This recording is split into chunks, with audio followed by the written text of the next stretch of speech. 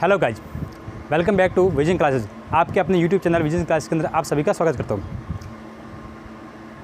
Okay, तो today I am going to study about plants parts. आज हम बात करने जा रहे हैं पौधों के विभिन्न भागों के बारे में।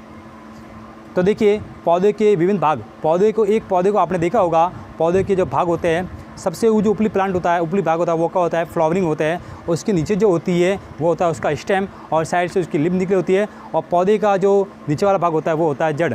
इस संदर्भ के अंदर अगर पौधे को हम दो भागों में बांटे तो एक भाग होगा जो भूमिगत होगा, एक भाग होगा जो वायवीय होगा।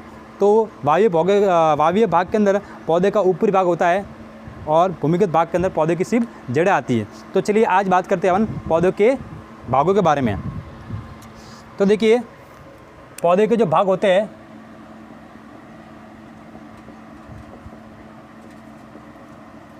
वो कौन कौन से होते हैं? जड़ है, तना है, जड़ है, तना है, पत्ती है, पुष्प है। देखो, तो पौधे के भाग हमने बताए जड़, तना, पत्ती और पुष्प। तो पौधे का चित्र आपको यहाँ पर डायग्राम शो हो रहा होगा कि इस पौधे के अंदर सबसे ऊपर वाला पार्ट है वो आपका पुष्प है। उसके नीचे आपको दिख रहा होगा ग्रीन कलर का पार्ट जो कि स्टेम है, मतलब तना। और साइड में जो आपको निकली हुई जो संरचना है, स्ट्रक्चर, वो दिख रही होगी आपकी लिप्स, मतलब इट मीन्स पत्ती। और नीचे वाला जो भाग दिख रहा है जो कि आपके ज़मीन के नीचे होता है, उस भाग को कहते हैं अपन जड़। तो चारों पार्ट मैंने आपको यहाँ पर बांट दिए। मेन पार्ट इसके अंदर चार ही होते हैं और चारों पार्टों के बारे में हम एक एक करके बारी बारी से इसका अध्ययन करेंगे। तो सबसे पहले हम बात करने जा रहे हैं जड़ के बारे में। तो देखिए, जड़ होती क्या है? तो सबसे जो पहला पार्ट है जड़, जिसको अपन इंग्लिश में बोलते हैं रूट। तो पहले तो इसके बारे में बात करेंगे कि इसका विकास कहाँ से होता है। इसका विकास कहाँ से होता है? तो इसका विकास आपने देखा होगा बीज, जिसको अपन कहते हैं सीड्स। तो इस बीज के दो भाग होते हैं। इस बीज के दो भाग होते हैं। इसके ऊपरी भाग को तो कहते हैं अपन प्रांकुर, और इसके नीचे वाले भाग को कहते हैं अपन मूलांकुर। प्रांकुर भाग से जब प्रांकुर के अंदर अंकुरण होता है, इस प्रांकुर के अंदर जब अंकुरण होगा तो प्रांकुर से विकास होगा तने का, और मूलांकुर में जब अंकुरण होगा तो मूलांकुर से विकास होगा जड़ का। तो आप समझे क्या कि जड़ का विकास क्या होता है? जड़ का विकास बीज के मूलांकुर के अंदर अंकुरण होने से होता है। अब अंकुरण का मतलब क्या होता है? अंकुरण का मतलब होता है उस बीज को पर्याप्त मात्रा में जल का मिलना आवश्यक है। उस बीज को पर्याप्त मात्रा में, जहाँ पर वो बीज पड़ा हुआ है, जिस मिट्टी के अंदर पड़ा हुआ है, वो मिट्टी उपजाऊ होनी चाहिए ताकि उस बीज को आवश्यक सभी पोषक तत्व उसको आराम से मिल पाए। तब उस बीज का अनुकूल परिस्थिति में क्या होगा? अंकुरण। और अंकुरण के द्वारा उसके अंदर जड़ प्रपुष्ट हो जाएगी। अब नेक्स्ट बात करते हैं जड़ के अंदर। आपने देखो कि जड़ का कलर कैसा होता है? जड़ का कलर मोस्टली भूरा होता है। तो भूरे होने से पता चलेगा कि इसका कलर पर्णहरित भूरा होता है। इसका मतलब इसके अंदर पर्णहरित तो होगा नहीं। क्यों? क्योंकि पर्णहरित का रंग कैसा होता है? हरा। क्या होता है? हरा। तो इसके अंदर पर्णहरित का क्या होता है? अभाव होता है। नेक्स्ट इसकी बात करते हैं जड़ के अंदर। जड़ के अंदर जो पर्व और जो पर्व संधियाँ होती है, मतलब नोड एंड इंटर नोड, वो भी इसके अंदर क्या होता है? एब्सेंट होते हैं। अब पर्व संधि में आपको बता दूँ, आपने देखा होगा बांस का जो झाड़ देखा होगा, बांस के अंदर आप देखा होगा यहाँ पर आपके बीच में खाँचें होती है। इन खाँचों को तो कहते हैं अपन पर्व संधि। और इसके बीच वाला पार्ट, मतलब दो पर्व संधियों के जो बीच का स्थल है, इसको अपन कहते हैं पर्व कहते हैं, मतलब इट मीन्स नोड। तो दो पर्व जहाँ पर आपस में संयुक्त होते हैं, उस संयुक्त स्थल को ही कहते हैं अपन पर्व संधि। ठीक है। नेक्स्ट, जड़ जो होती है वो मोस्टली की बात करो, जहाँ सभी की बात करो, मोस्टली द्विबीजपत्री पौधों में पाई जाती हैं। कौन से पौधे पाए जाते हैं? द्विबीजपत्री पौधे। आपके दो प्रकार होते हैं, एक प्रकार एक बीजपत्री पौधे और दूसरा टाइप है आपका द्विबीजपत्री पौधे। तो मोस्टली जो जड़ होती है वो द्विबीजपत्री पौधे में पाई जाती है। नेक्स्ट के बारे में बात करें तो जड़ जो होती है वो प्रकाश के विपरीत, जड़ जो होती है वो प्रकाश के तो विपरीत तथा मृदा या में अगर वो गुरुत्वाकर्षण की ओर वृद्धि करती है।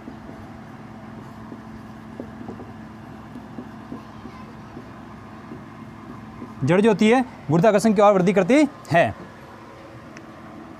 नेक्स्ट का जड़ की बात करते हैं, इसके कार्य की, इसका फंक्शन क्या होता है। तो मृदा का जो मोस्टली जो काम है वो काम है, मोस्टली जो काम है मृदा के अंदर क्या होते हैं, मृदा के अंदर मृदा उपजाऊ होती है तो मृदा के अंदर बहुत सारे पोषक तत्व होते हैं जो किसी भी पौधे के विकास के लिए बहुत अहम रोल निभा करते हैं। तो मृदा जो होती है वो अपने मिट्टी के अंदर जो पाए जाने पोषक तत्व है और जल को अवशोषण करके किसके द्वारा अवशोषण करती है, जड़ के आसपास में आप देखी होगी दागन संरचना जिसको अपन कहते हैं रूट हेयर, मूल रोम, क्या कहते हैं मूल रोम, उसके द्वारा वो जल के अंदर जो जमा जल है, जल के अंदर जो जमा पोषक तत्व है उनको अवशोषण करके पौधे के अलग अलग भागों तक पहुँचाती हैं। तो ये आपका काम है। तो इसका काम क्या है, पोषक तत्वों व जल का अवशोषण करना और ऊपरी भागों में परिवहन करना। अब यहाँ पर मैं आपको एक बात ये बता दूँ कि जो जल का परिवहन है, जल का परिवहन करने के लिए इसके अंदर एक उत्तक पाया जाता है, उस उत्तक का एक अंग पाया जाता है, उस अंग का नाम है जाइलम। जाइलम के द्वारा जल का परिवहन होता है और फ्लोएम के द्वारा फूड का मतलब खाद्य पदार्थों का परिवहन होता है। नेक्स्ट आपका है जड़ों के प्रकार, रूट्स के टाइप्स। तो रूट्स के टाइप्स के अंदर आपके रूट्स के टाइप दो होते हैं। फर्स्ट टाइप है मूसला मूल और सेकंड टाइप है आपका अपस्थानिक मूल। इसका दूसरा नाम रेशेदार मूल पड़ा है। किस कारण पड़ा है मैं अभी आपको पढ़ाऊँगा। सबसे पहले मैं बात कर ले मूसला मूल के बारे में। तो देखिए मूसला मूल के अंदर होती क्या है, मूसला मूल इसके अंदर इसका जो उद्गम स्थल है, इसका जो उद्गम स्थल है वो कहाँ होता है, मूलांकुर से एक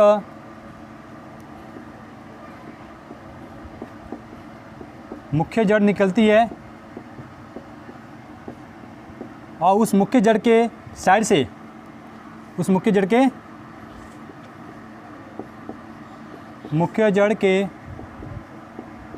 पार्श्व से पार्श्व जड़ें निकलती है, पार्श्व जड़ें निकलती हैं। तो इसके अंदर क्या होता है कि एक जड़ जो मेन होती है और उस मेन जड़ के साइड से बहुत सारी जड़ें निकली होती है। तो ये जड़ें मोस्टली आपके जो भी डाइकोटिलिडोन प्लांट है, द्विबीजपत्री पौधे, उसके अंदर ये पाई जाती है, पाई जाती है। अब डाइकोटिलिडोन प्लांट कौन कौन से होते हैं, जैसे कि आम है, चना है, नीम है, एटसेट्रा आदि। अब हम बात करते हैं अपस्थानिक मूल। जैसा कि मैंने इसके अंदर बताया था कि इसका उद्गम स्थल मूलांकुर से होता है, इसलिए इसको कहते हैं मूसला मूल। अब इसका जो उद्गम स्थल होता है वो मूलांकुर के अलावा पौधे के किसी अन्य भाग से निकलती है। ये मूलांकुर के अलावा पौधे के किसी अन्य भाग से निकलती है, इसलिए इसको कहा गया है अपस्थानिक। मतलब मूलांकुर के स्थान से नहीं निकलेगी, ये मूलांकुर के अलावा पौधे के किसी भी भाग से निकलती है। और इसका रेशेदार नाम इसलिए पड़ा है क्योंकि ये जब भी मूलांकुर का मतलब जिस उद्गम स्थल से निकलती है तो बिल्कुल रेशों के समान निकलती है, इसलिए इसे कहा गया है रेशेदार मूल। मतलब अगर मैं कहूँ तो ये गुच्छों के रूप में निकलती है। किस रूप में निकलती है, गुच्छों के रूप में। तो इसके एग्जाम्पल की बात में छोड़ू, पहले ये जो जड़ें होती है ज़्यादातर मोस्टली एक बीजपत्री, इट मीन्स मोनोकोटिलिडोन प्लांट्स के अंदर पाई जाती है। एक बीजपत्री पौधों में इस प्रकार की जड़ पाई जाती है। इसके एग्जाम्पल कौन कौन से होंगे, इसके एग्जाम्पल है मक्का है, गेहूँ है, प्याज है, गन्ना है। तो देखिए यहाँ पर आपको मुस्ला मूल और अपस्थानिक मूल का यहाँ पर चित्र कुछ दिख रहा है इस प्रकार से। देखिए इस तरह वाले चित्र के अंदर आपको मुस्ला मूल दिख रही होगी। तो मुस्ला मूल आपके देखो इसके अंदर एक जड़ मैन है और उस मैन मुख्य जड़ के द्वारा ही साइड जड़ निकली होती है। और साइड वाले चित्र के अंदर जो टाइप है वो आपका डायग्राम शो कर रहा है अपस्थानिक मूलों का। इसके अंदर आपने देखा होगा इसके जहाँ से उसका उद्गम स्थल है तो उद्गम स्थल से बिल्कुल गुच्छे के रूप में निकले हुए हैं। तो इसके अंदर मैन जो प्राथमिक जड़ होती है उसका कोई रोल भी नहीं है, मतलब ये पौधे किसी भी अनवांटेज स्थान से निकल जाती है, इसलिए इसको कहा गया है अपस्थानिक मूल। नेक्स्ट अपन अब बात करने जड़ों के रूपांतर का है, मतलब जड़ें कुछ विशेष कार्य करने के लिए अपने खुद की शेप के अंदर, अपने खुद के रूप के अंदर कुछ चेंज कर लेती है। उसी चेंजेस होने की जो क्रिया है, उसी चेंज होने की क्रिया को कहता है रूपांतरण। तो देखिए मैंने आपको दो टाइप की जड़ें पढ़ाई है। फर्स्ट टाइप है जो कि है मुस्ला मूल और सेकंड टाइप है आपकी अपस्थानिक मूल, जिसको अपन रेशेदार मूल भी कहते हैं। मुस्ला मूल जो होती है वो कौन से प्राणी में पाई जाती है? वो मोस्टली आपके डाइकोटिलीडन प्रदान मर्दाप, इसका मतलब होता है द्विबीजपत्री पौधों के अंदर ज़्यादातर पाई जाती है। और जो रेशेदार मूल होती है, जो अपस्थानिक मूल होती है, वो मोस्टली आपके एक बीजपत्री पौधों के अंदर पाई जाती हैं। तो दोनों ही प्रकार के पौधों के रूपांतरण पढ़ेंगे। सबसे पहले अपन स्टार्ट करते हैं मुस्ला जड़ों का रूपांतरण।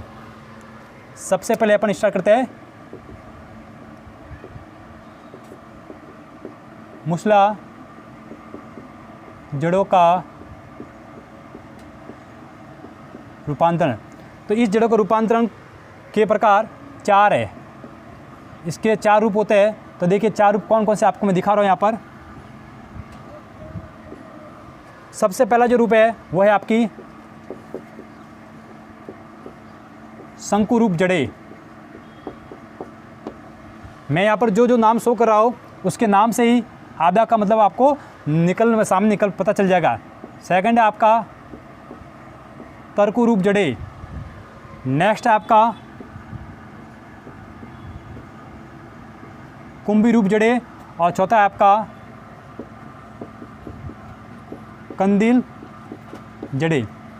तो ये सबसे पहले बात करते हैं शंकु रूप के बारे में। तो इसका आकार कैसा होता है? इसका आकार होता है शंकु की तरह।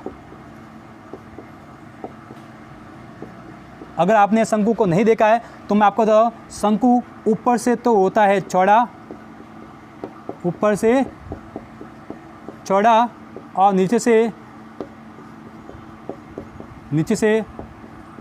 पतला होता जाता है, नीचे से पतला होता जाता है। इसका जो डायग्राम मैं आपको दिखाता हूँ कुछ इस प्रकार शो करता है। ये कुछ चित्र को देखो, कुछ याद आ रहा है? एग्जाम्पल गाजर, कैरेट। तो कैरेट का जो ऊपरी भाग होता है वो चौड़ा होता है और इसका जो नीचे भाग होता है वो कैसा होता है? शंकु रूप, मतलब कुछ निकला होता है। नेक्स्ट अब बात करते हैं अपन तरकु रूप। इसका जो आकार होता है वो तरकु नुमा होता है। अब तरकु तो आपने देखा नहीं होगा, तो देखो ऊपर से पतला, ऊपर से और ऊपर और नीचे से, ऊपर और नीचे से पतला और बीच में से थोड़ा मोटा होता है, बीच में से मोटा दिखाई देता है। इस प्रकार के रूप को कहते हैं तरकु रूप। तो इसका भी डायग्राम शो कर लेता हूँ। ये कुछ इस तरह दिखाई देता है।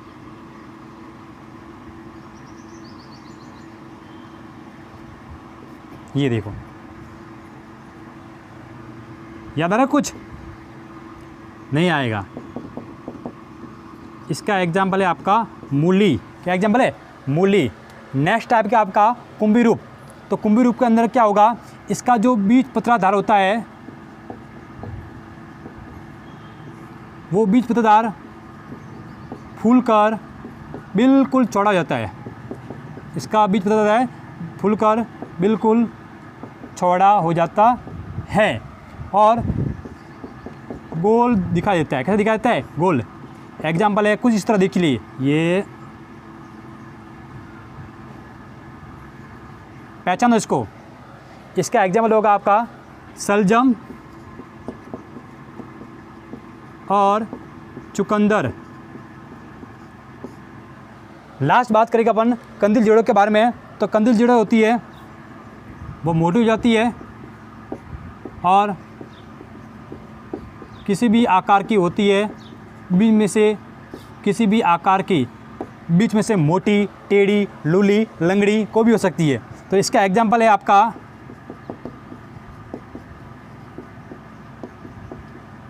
मिराबिलस जलापा। इसका एग्जाम्पल आपका मिराबिलस जलापा। अगला जो आपका रूपांतर है वो है अप्रस्थानिक जड़ों का रूपांतरण। इस जड़ों का रूपांतरण भी आपके 4 प्रकार का होता है। तो देखिए 4 प्रकार कौन कौन से हैं। इसके जो 4 प्रकार है, इसके अंदर फर्स्ट टाइप है आपका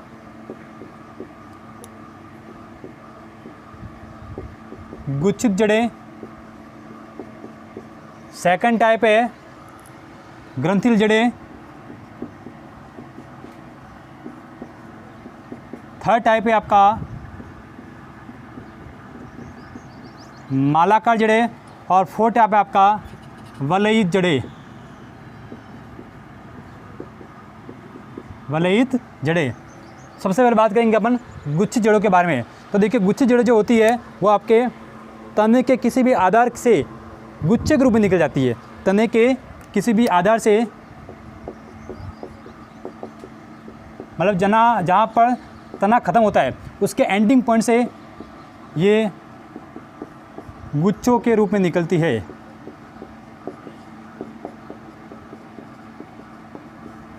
गुच्छों के रूप में निकलती है।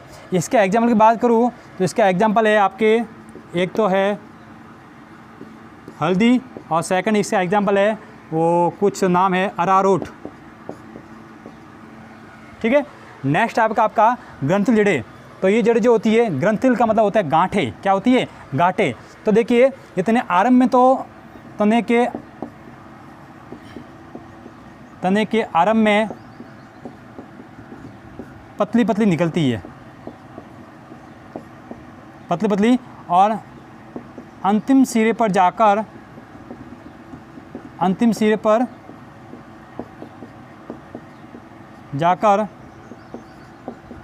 फूल जाती है, मतलब कि गांठ बनाती है। इसलिए कि इसमें आता है ग्रंथिल। ग्रंथिल का मतलब होता है क्या है? गांठ। तो स्टार्ट में जहाँ पर तना होगा, तने के स्टार्ट में तो आपके निकलेगी पतली पतली, लेकिन लास्ट में जाकर आपके गांठ बना देगी। इस प्रकार के जड़ों को कहते हैं अपन ग्रंथिल जड़ें। इसका जो एग्जाम्पल है वो है,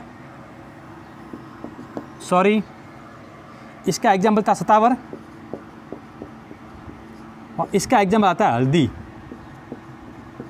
और अरारोट। गलती हो गई, इट मीन्स कभी गलती होती रहती है। नेक्स्ट आपका मालाकर।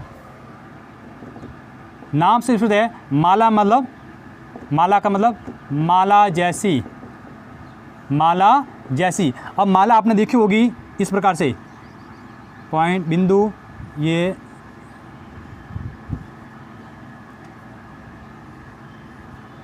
देखिए ना, ये माला इस तरह दिखती है। तो ये मालाकार मुरली है। इसके अंदर कुछ भाग पतला होता है और कुछ भाग के ऊपर छोटी छोटी गांठें बह जाती है, मतलब बीच में गांठें होती है। इसी के आकार को कहते हैं अपन मालाकार जड़ें। तो मालाकार जड़ें है कुछ की दूरी पर यहाँ पर मन के होते ही है, मतलब गांठ हो जाती है। इसका एग्जाम्पल है आपके, एक तो है करेला। करेले का कभी झाड़ देखना, उसकी जो जड़ें होगी वो कुछ इस तरह की दिखाई देगी। एक है आपका वाइटिस, करेला और वाइटिस। नेक्स्ट है आपका वलयित जड़ें। तो वलयित जड़ें जो होती है, इनकी जो जड़ें होती है वो आपके वलयित मतलब रिंग, छल्लों के रूप में। इनकी जो जड़ें होगी वो कौन से टाइप में होगी? रिंग के रूप में होगी। और इसके जो एग्जाम्पल है वो है यूरागोगा। इसका जो एग्जाम्पल है वो है आपका यूरागोगा। अब जो कुछ पौधे होते हैं, नाम यहाँ पर शो करा होगा आरोही पौधे। दोनों पौधों के बारे में मैं आपको रूपांतर बता चुका हूँ। कुछ पौधे जो होते हैं वो अपने क्या होता है, उस पौधे के अंदर जो पर्व संधि जो होती है, मैंने बताया आपको इंटरनोड और नोड के बारे में। नोड मतलब जहाँ पर दो पर्व आपस में मिलते हैं उसको कहते हैं पर्व संधि। तो पौधे के अंदर जो पर्व संधि होते हैं, उस पर्व संधि के स्थान से कुछ अपस्थानिक जड़ निकल जाते हैं। वो अपस्थानिक जड़ें, और कुछ जो पौधे होते हैं वो पर्व संधि से जो अपस्थानिक जड़ निकले उसी जड़ों की सहायता से वो जमकर किसी पौधे की सहायता से ऊपर चढ़ने लगते हैं और चढ़ने के साथ साथ अपने द्वारा कुछ चिपचिपा एक लसदार पदार्थ स्रावित करते हैं और उस लसदार पदार्थ के द्वारा ही वो जो तने होते हैं वो वायु के अंदर चिपक जाते हैं। एग्जाम्पल आपको बताना चाहूँगा मनी प्लांट। मनी प्लांट आपने देखा होगा, मनी प्लांट के अंदर जहाँ जहाँ परवरिश नहीं दिखेगी आपको तो वहाँ से कुछ जड़ आपको निकलेगी और उसी जड़ के द्वारा वो पौधा वायु के अंदर ऊपर चढ़ता है। ठीक है ना। तो देखो बात करता हूँ मैं आपके अंदर, इसके अंदर पर्वत संधि से अपस्थानिक जड़ निकलती है और इन जड़ों की सहायता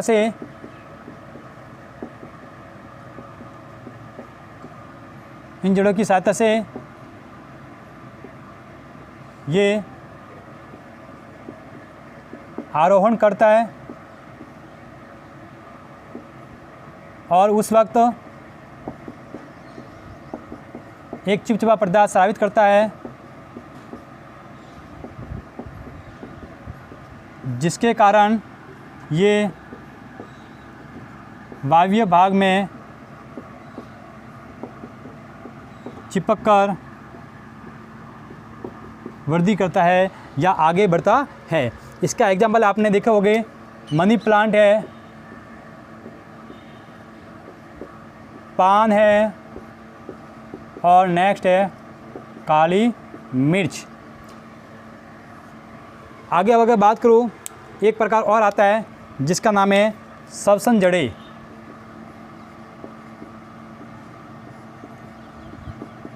सवसन जड़े नाम से पता चल रहा है ऐसी जड़ें जो सवसन का कार्य करती है। अब सवसन का कार्य कहाँ करेगी, क्योंकि देखो जड़ जो होती है वो तो पौधे के नीचे वाले भाग में होती है, तो नीचे वाले भाग के अंदर तो पौधे को मतलब सांस लेने के लिए जगह नहीं मिलती है।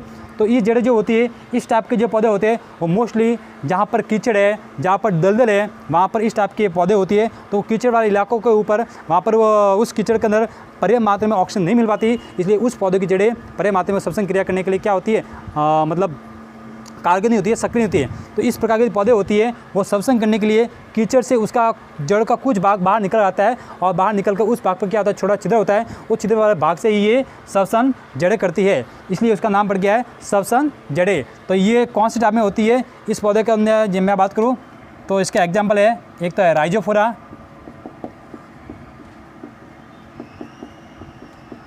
एक तो है राइजोफोरा। नेक्स्ट अगर बात करूँ तो इसका नेक्स्ट एक प्रकार या एक रूपांतर और है जिसका नाम है स्वांगीकारी जड़ें।